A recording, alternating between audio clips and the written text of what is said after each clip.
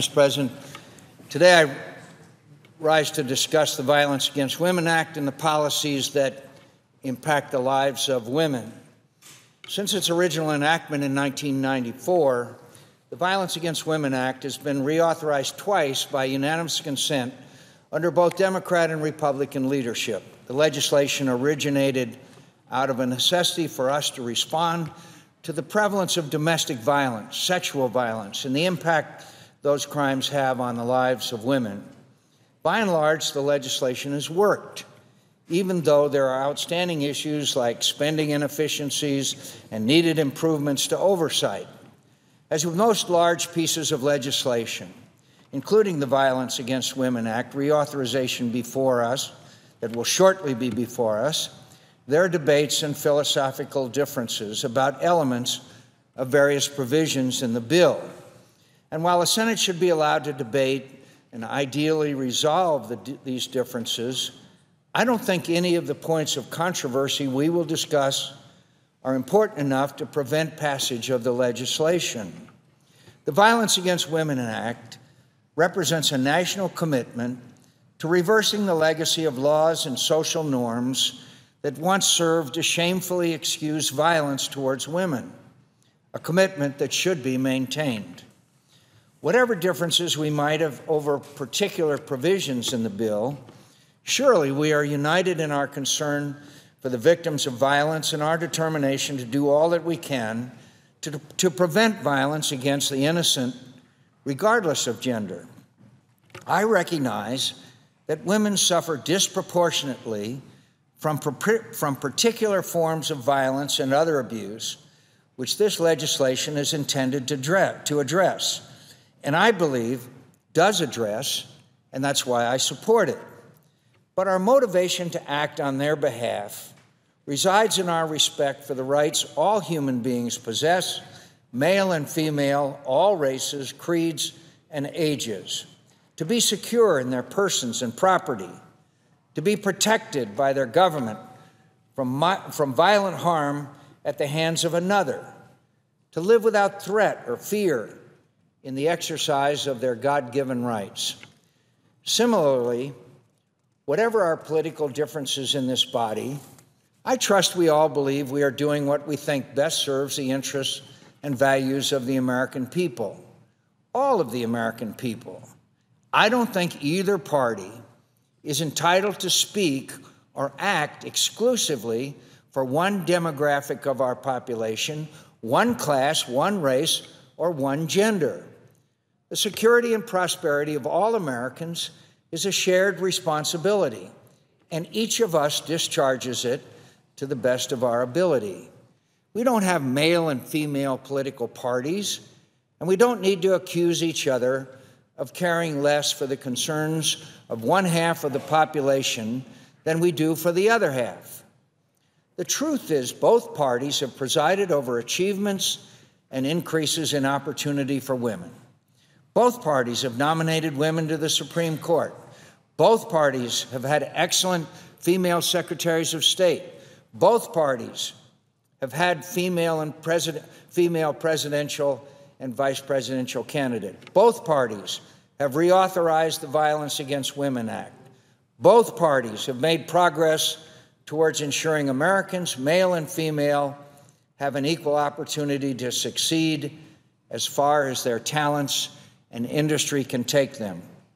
That progress has come in the form of many policies, from changes to our tax codes, to changes in education policy, to improvements in workplace environments, as well as from changes in cultural attitudes in both the public and the private sector.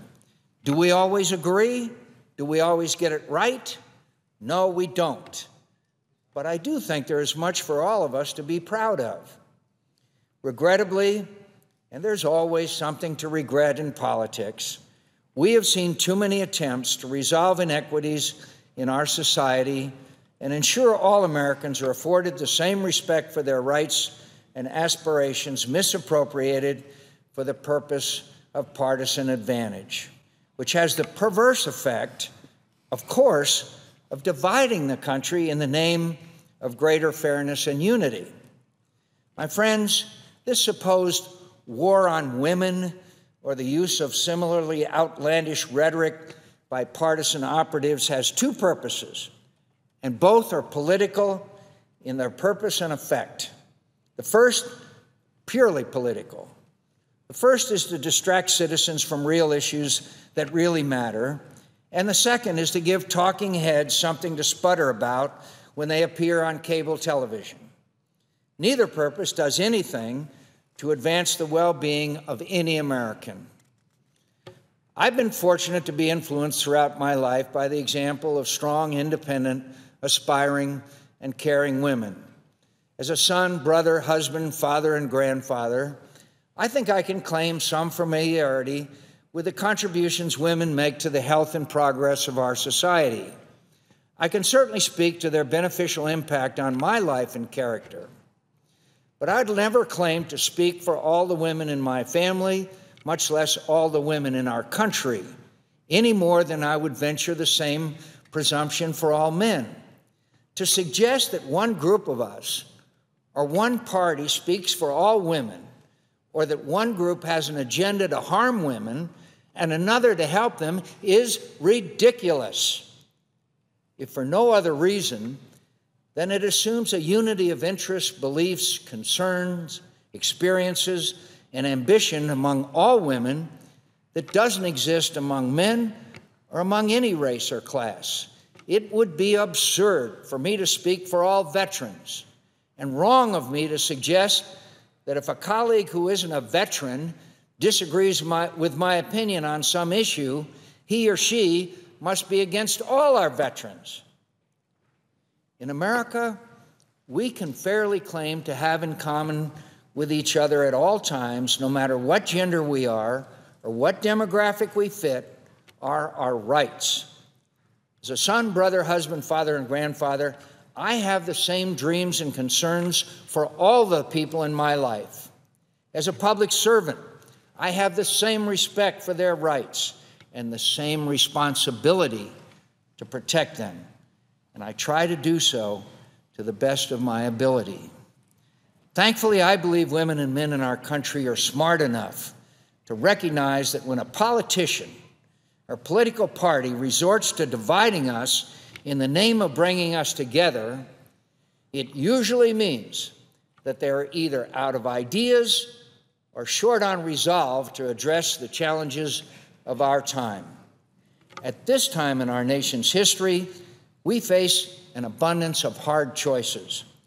Divisive slogans and the declaring of phony wars are intended to avoid those hard choices and to escape paying a political price for doing so. For 38 straight months, our unemployment rate has been over 8%. Millions of Americans, men and women, cannot find a job. Many have quit looking. Americans don't need another hollow slogan or another call to division and partisanship. They need real solutions to their problems. They are desperate for them. Americans of both genders are concerned about finding and keeping a good job. Americans of both genders are concerned about the direction of our economy. Women and men are concerned about mounting debt, their own and the nation's. Women and men are hurt by high gas prices, by the housing crisis, shrinking wages, and the cost of health care. Women and men are concerned about their children's security, their education, their prospects for inheriting an America that offers every mother and father's child a decent chance at reaching their full potential. Leaving these problems unaddressed indefinitely and resorting to provoking greater divisions among us at a time when we most need unity might not be a war against this or that group of Americans, but it is surely a surrender of our responsibilities to the country and a surrender of decency. Within the tired suggestions that women are singularly focused on one or two issues are the echoes of stale arguments from the past. Women are as variable in their opinions and concerns as men. Those false assertions are rooted in the past stereotypes that prevented women from becoming whatever they wanted to become, which slowed our progress and hurt our country in many ways. The argument is as wrong now as it was then, and we ought not to repeat it. We only have these in common: our equal right to the pursuit of happiness and our shared responsibility to making America an even greater place than we found it. Women and men are no different in their rights and responsibilities. I believe this legislation recognizes that. I don't believe the ludicrous partisan posturing that has conjured up this imaginary war does. I yield the floor.